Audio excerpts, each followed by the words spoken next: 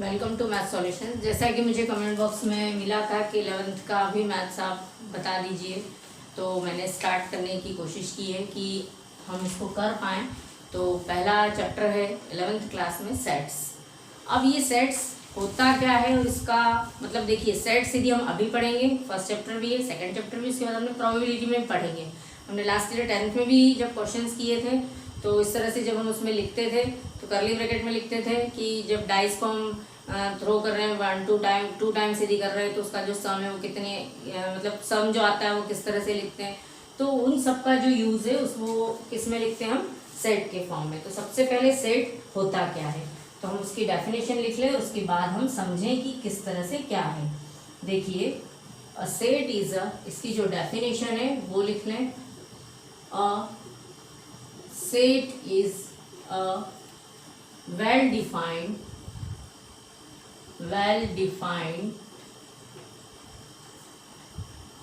collection of objects। क्या है? a set is a well defined collection of objects। अब जो मैथमेटिक्स में क्या होता है, जो लिविंग थिंग है और नॉन लिविंग थिंग है, उन दोनों को ही क्या कहा जाता है, ऑब्जेक्ट कहा जाता है। तो लिविंग थिंग और नॉन लिविंग थिंग। अब इसमें हम देखें कि देखिए जो वेल डिफाइन है, अब एक सेट क्या होता है, well defined collection of object. जो भी ऑब्जेक्ट है उनका कलेक्शन होना चाहिए। जैसे मैंने कहा इंग्लिश के अल्फाबेट, तो आप तुरंत कह देंगे AEIOU।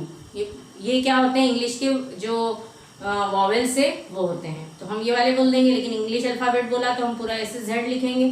तो जो चीज़ हमको मालूम है वो कैसी है, जो मैं आंसर दूंगी वही आप देंगे, कोई वो तीसरा व्यक्ति भी वही देगा, चौथा भी वही देगा, मतलब उसका आंसर हमेशा सेम रहेगा। तो वो क्या हो गया, वेल डिफाइंड। जैसे आपको कहा नेचुरल नंबर, आप कहेंगे नेचुरल नंबर कहाँ से स्टार्ट है, तो 1 2 3 4 हो गया।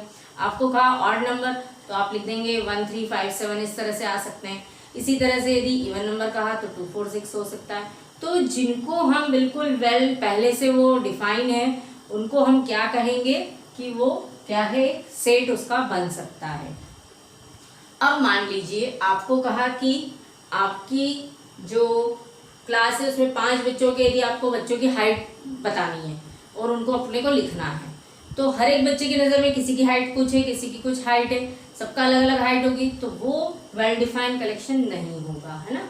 अब इसी तरह से जैसे मैंने कहा कि आपके कोई 5 फेवरेट एक्टर्स बता दीजिए, तो आप कुछ और नाम लेंगे, आपका जो फ्रेंड है वो कुछ दूसरे नाम बताएगा, तो वो कभी भी वेल डिफाइंड, वो एक जैसा कलेक्शन नहीं हो सकता, है ना।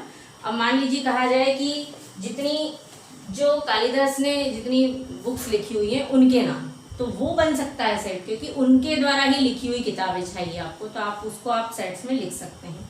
तो शायद मेरी ये बात आपको समझ में आ गई होगी कि वेल डिफाइंड का मीनिंग क्या है। अब जो सेट है, इस सेट को हम किस ब्रैकेट में लिखते हैं, तो इसको हम करली ब्रैकेट, इस तरह से जो ब्रैकेट होता है उसमें यूज करते हैं। और यहाँ पर हम इसके अंदर, जैसे मैंने लिखा नेचुरल नंबर को मैंने n से डिनोट किया, मैं इसको लिख रही हूँ 1 2 3 and so on, up to बहुत सारे हो सकते हैं। तो ये हो गया, ये कैसा हो गया, ये क्या हो गया, सेट हो गया इस तरह से। अब जो सेट है उसको, उस मेथड को रिप्रेजेंट करने के भी क्या है, कितने तरीके होते हैं, 2 तरीके होते हैं। अब इसमें इसी तरह से सबसे पहले हम ये भी देख लें कि सेट में जो जो सिंबल्स यूज होते हैं, तो सिंबल इसको कहा जाता है बिलोंग टू। जैसे 1 है, 1 इस सेट को बिलोंग कर रहा है, इसको कहा जाता है नॉट बिलोंग टू। तो सबसे पहले हम इसके जो सिंबल्स है वो भी देख लें। लेस देन आपको पता है, इसको बोला जाता है लेस देन। फिर क्या कहा जाता है इसको कहा जाता है ग्रेटर देन।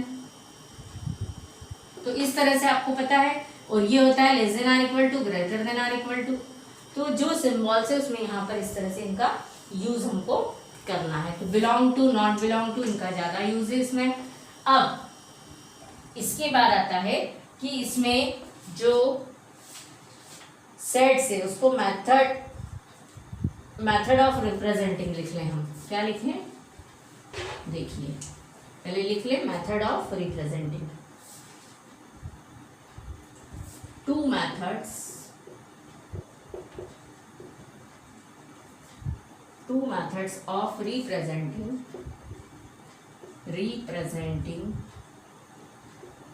A set. इसकी दो मेथड होती है। किस तरह से होती है? एक होती है रोस्टर या टेबुलर फॉर्म और दूसरा होता है सेट बिल्डर फॉर्म। पहली होती है, क्या लिख लें हम? रोस्टर, या कौन सी लिखें? Tabular form.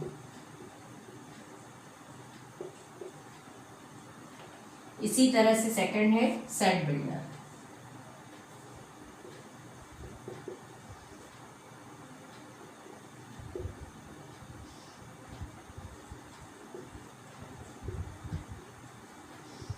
अब देखिए, जो सेट बिल्डर फॉर्म है और जो रोस्टर फॉर्म है, इसमें होता क्या है?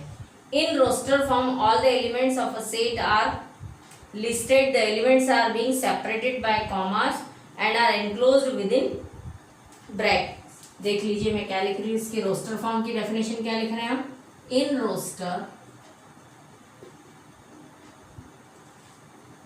Roster form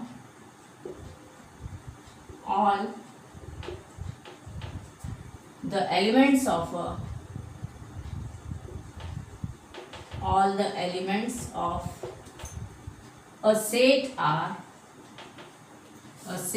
are listed.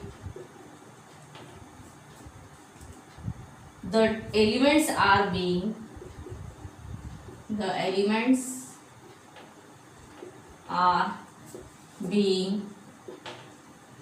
क्या होंगे वो? Separate.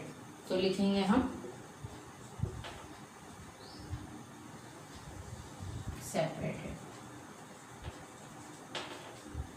separated by commas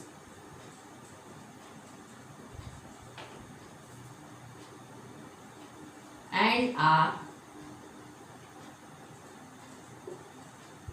enclosed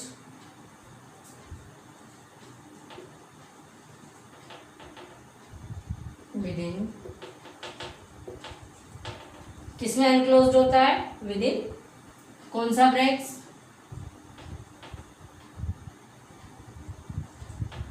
जो मैंने अभी आपको बताया था कि ये सेट के लिए यूज किया जाता है। तो जब भी रोस्टर फॉर्म में क्या है, जिसमें एलिमेंट कैसे हैं? कॉमा लगा के लिखा है। तो जैसे मैंने अभी बताया था 1 2 3 4 5 या A comma E comma I comma U, इस तरह से वो क्या होंगे? रोस्टर फॉर्म में होंगे। अब हमको देखना है set builder form. Set builder form में जैसे जो सेट बिल्डर फॉर्म है उसमें क्या होगा? इन set builder form all the elements of a set process a single common property. उसकी भी कुछ एक प्रॉपर्टी लिखी रहेगी, उसके अकॉर्डिंग हमको उसको चेंज करना होगा। तो हम देखें सेट बिल्डर फॉर्म क्या होता है, ये आप लोगों ने नोट कर लिया होगा। मैं यहीं पर अब सेट बिल्डर फॉर्म बता रही हूँ। तो इन सेट बिल्डर फॉर्म लिख ले हम। इन, ये सेकंड वाले का है, इन सेट बिल्डर फॉर्म, इन सेट बिल्डर फॉर्म क्या होगा? all the elements of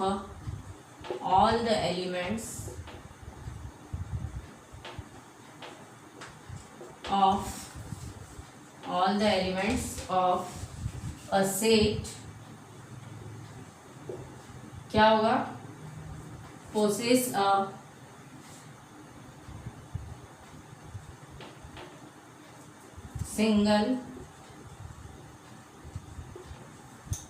a single common property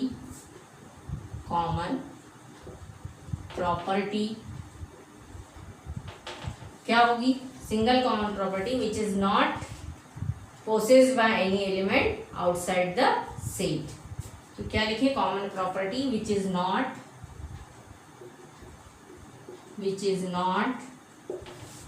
क्या होगा? possessed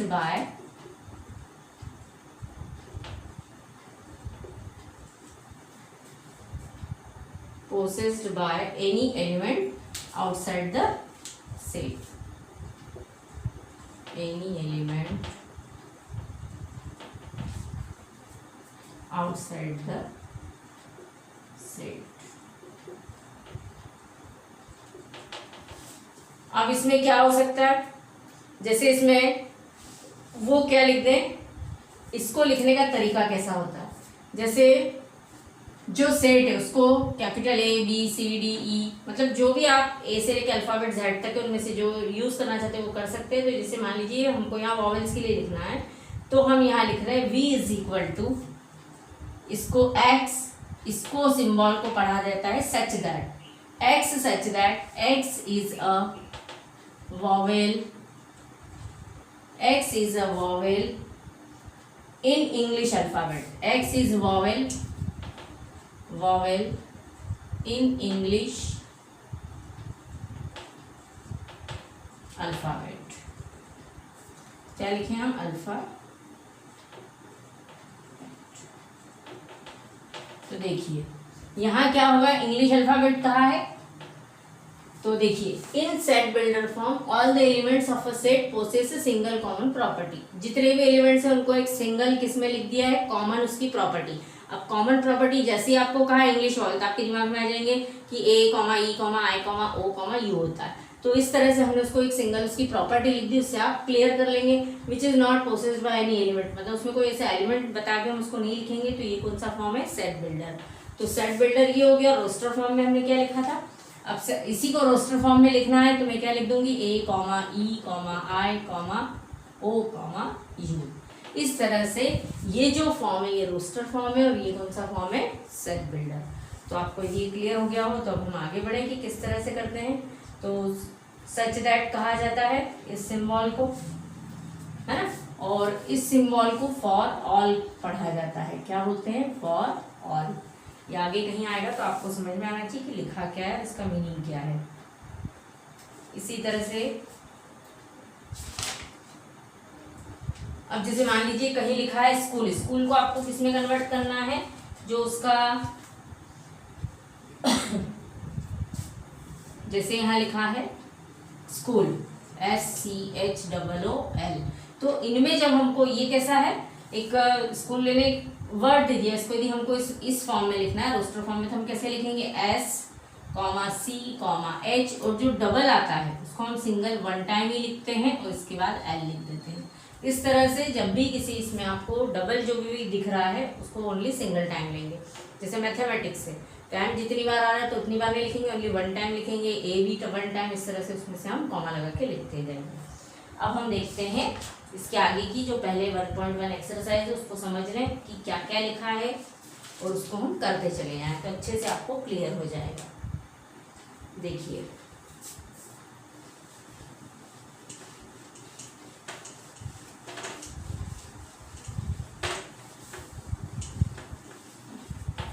अब देखिए फर्स्ट क्वेश्चन लिखा है, which of the followings are the set justify your answer.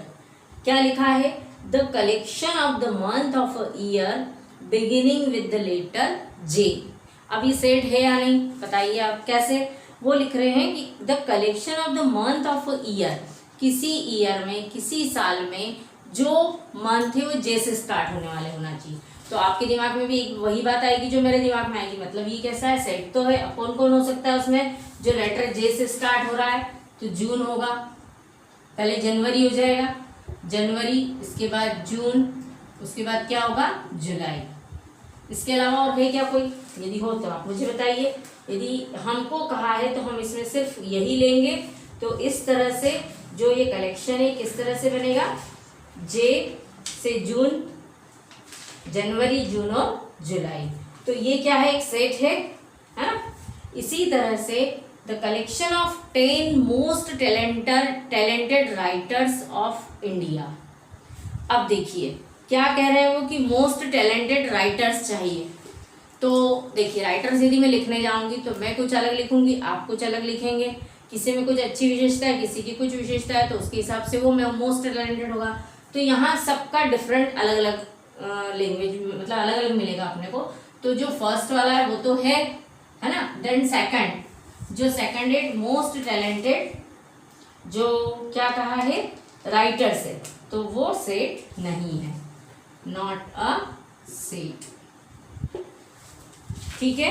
इसी तरह से थर्ड दिया है, a team of 11 best cricket batsman of the world. क्या कहा है कि किसी टीम के जो 11 जो हम ले रहे हैं बेस्ट क्रिकेट, क्या कहा है, अब बैट्समैन बोला है, वर्ल्ड के बैट्समैन बोला है, तो ये भी नहीं हो सकता है पॉसिबल, क्योंकि उसमें बहुत सारे अलग अलग आएंगे बैट्समैन भी, तो यहाँ पर हम इसका कलेक्शन नहीं बना सकते, तो ये भी क्या है, सेट नहीं है। ठीक है, अब हम देखते हैं फोर्थ वाला, इसी में है the collection of all boys in your class.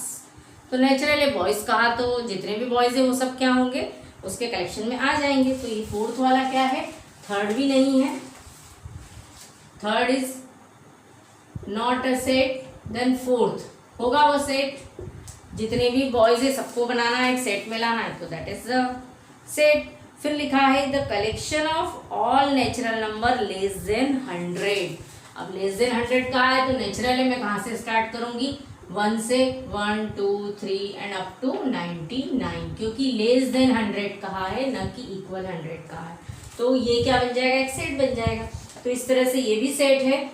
अब इसके बाद हम देखते हैं सिक्स्थ वाला, क्या लिखा है, a collection of novels written by the writer Munshi Premchand. तो देखिए, अब मुंशी प्रेमचंद के जितने भी, उनके द्वारा जितनी भी लिखी गई बुक्स हैं, है ना, जितने नॉवेल्स है, तो वो हम लिख सकते हैं, वो कलेक्शन में आ जाएगा, क्योंकि वो पर्टिकुलर व्यक्ति और उसके द्वारा जितनी भी लिखी गई हैं, 5 10 20 जितनी भी लिखी गई वो सब क्या हो जाएगी, उसका कलेक्शन हो जाएगी।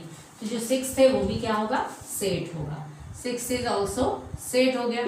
इसी तरह से फिर लिखा है the collection of all even integers. तो देखो इवन इंटीजर्स कौन कौन से होते हैं, तो हम क्या लिखेंगे, क्या लिखा उन्होंने, इवन इंटीजर्स। तो इवन इंटीजर्स हो सकते हैं 2, फिर -2 भी हो सकता है, इवन वाला कहा है 4 -4, तो इस तरह से इनका कलेक्शन बन सकता है, तो ये भी क्या है, सेट है। इसी तरह से अब हम देखते हैं जो 8 थे, फिर लिखा है the collection of question in this chapter. तो इसका भी सेट बन सकता है, इसमें जितने भी क्वेश्चंस दिए हैं बस हमको उसी का बनाना है, इसी बुक का बनाना है, तो वो भी क्या है, एक सेट है। फिर लिखा है a collection of most dangerous animals of the world. अब ये नहीं बन सकता है, क्योंकि हर एक के लिए जो डेंजरस एनिमल है, कोई छोटे से कॉकरोच से भी डर जाएगा या कुछ किसी से भी डर जाएगा, तो हर एक का अपना अपना वो रहेगा कि मैं इससे डरता हूँ या ये डेंजरस है मेरे लिए, तो इसका कलेक्शन हम नहीं कर सकते, तो ये क्या है, सेट नहीं है। अब हम देखते हैं सेकंड क्वेश्चन कि किस तरह से लिखा हुआ है इसमें। देखिए अब जो सेकंड क्वेश्चन है वो क्या दिया है, देखिए क्वेश्चन नंबर सेकंड लिखा है a is equal to what is given 1 2 3 4 5 and 6, ये दे रखा है। फिर कहा है insert the appropriate symbol belong to और not belong to in the blank spaces. अब लिखा है 5 और यहाँ a लिखा है, बीच में क्या है, फिल इन द ब्लैंक से, तो 5 इस सेट को बिलोंग कर रहा है, ये जो 5 है इस सेट में है, तो हम क्या लिखेंगे, 5 बिलोंग्स टू a। जैसे आप आपके स्कूल में जितने मतलब जितने भी स्टूडेंट्स हैं उन सब में आप हो, तो जो स्कूल मतलब आप किसको बिलोंग करोगे, स्कूल को बिलोंग करोगे, तो 5 बिलोंग्स टू a। सिमिलरली लिखा है 8। अब 8 देखिए इसमें 8 इसमें है क्या, कहीं नहीं है, तो 8 नॉट बिलोंग टू a। इसी तरह से हम थर्ड देखें, व्हाट इज गिवन थर्ड, 0। 0 इसमें है क्या, 0 नहीं है, तो नॉट बिलोंग टू ए। अब इस तरह से रिमेनिंग आप करना है ना, आपको करना भी आएगा और समझ में भी आ जाएगा। अब लिखा है question number third, what is given, write the following sets in the roster form. अब देखिए रोस्टर फॉर्म क्या होता है, क्या दिया है, a इज इक्वल टू, अच्छा ये ध्यान रखिएगा कि ABCD इन्हीं से डिनोट किया जाता है और कैपिटल लेटर्स में डिनोट किया जाता है किसको, सेट को। a is equal to x such that x is an integer, is an integer। फिर क्या लिखा है, and -3 less than x less than 7। अब देखिए जो इंटीजर है, अब सबसे पहले -3 और 7, तो हम क्या करें कि स्केल बना लें तो जल्दी समझ में आ जाएगा। ये 0 है, इधर -1 -2 और ये क्या है, -3, ये 1 2 3 4 5 6 और 7। अब लेस देन 7 कहा है और जो -3 है वो कैसा है, लेस देन x है, x किससे ग्रेटर देन है, -3 से, तो इसको भी छोड़ना है और ये लास्ट वाले को भी छोड़ना है। तो कौन कौन से आ गए, सेट किसका बनेगा, a इज इक्वल टू क्या मिलेगा, -2 -1 0 1 2 3 4 5 एंड 6। तो इस तरह से ये इसका क्या बन गया, रोस्टर फॉर्म। रोस्टर फॉर्म में हम ऐसे ही लिखते हैं, जो सेट बिल्डर इसमें वर्ड में आता है, लेकिन इसमें हम क्या लिखते हैं, एलिमेंट्स को कॉमा लगा के लिखते हैं। ठीक है, तो यहाँ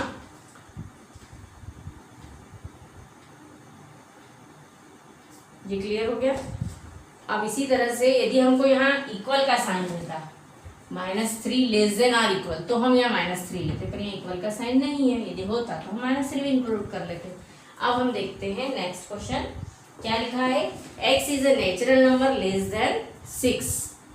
अब देखिए नेचुरल नंबर और लेस देन क्या लिखा है, 6 लिखा है, तो हम इसको क्या लिखें, हम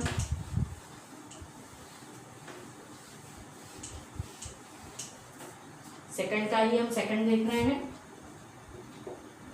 क्या लिखा है, b इज इक्वल टू, अब नेचुरल है और लेस देन 6 कहा है, तो 1 2 3 4 और 5, यदि इक्वल 6 बोल देते तो हम 6 भी ले लेते। अब लिखा है x is a 2 digit natural number such that the sum of its digit is 8। क्या कहा है, थर्ड जो लिखा है वो c इक्वल टू, क्या लिखा है कि x 2 डिजिट का नेचुरल नंबर है ना, नेचुरल 2 डिजिट का, और जो सम है उनका such that the sum of its digit is 8, उनका जो डिजिट्स का सम है वो 8 आ रहा है। अब 2 डिजिट नेचुरल नंबर है, मतलब 1 से लेके 9 तक तो 1 डिजिट ही होता है, फिर हम 10 लेंगे तो 10 1 और 0 तो 1 ही होगा, 1 + 0 करने जाएंगे, फिर 11 लेंगे, 12 13 14 15 16 17 में हम देख रहे हैं कि 1 और 7 मिलके क्या हो रहा है, 8। मतलब ऐसे नंबर्स आपको लेना है, ऐसे डिजिट्स लेना है जिनका की सम क्या है, 8। अब हम 17 के बाद हम 20 से 30 में देखें, ये हमने 10 से 20 में देखा था, 20 से 30 में कौन होगा, 25 होगा, सॉरी क्या होगा, 26, 2 और 6 मिलके कितना हो जाएगा, 8। अब हम करते हैं 30 से किसके बीच में देखें हम, 40 के बीच में। 30 से 40 के बीच में क्या आएगा, देखिए आप, उसमें लिख सकते हैं हम 35, फिर 40 से 50 के बीच में 44 होगा। अब जस्ट इसका अपोजिट होता चला जाएगा, 53 होगा, फिर 62 होगा, 71 होगा, और लास्ट नंबर क्या होगा, 80। इस तरह से ये जो डिजिट्स है ये कैसे हो गए, जिनका की सम क्या है, 8 है इन डिजिट्स का। अब लिखा है x is a prime number which is divisor of 60। देखिए 60 का डिविजर और प्राइम नंबर चाहिए, तो मैं 2 से इसको डिवाइड करूँ, 2 3 ज़ा 0, 2 1 ज़ा, फिर 3 5 ज़ा और 5 1 ज़ा। अब ये किस किस से डिविजिबल है, 2 से है, 3 से है और 5 से है। तो जो हमको क्या क्या दिख रहे हैं, देखिए 2 दिख रहा है, फिर 3 दिख रहा है, फिर 5 दिख रहा है। So we write here d is equal to, क्या लिखें हम इसको, कॉमा लगा के लिखना है, तो 2, 3, 5। इस तरह से नेक्स्ट क्या होगा, the set of all letters in the word trigonometry. अब देखिए ट्रिग्नोमेट्री में लिख देती हूँ, कैपिटल है,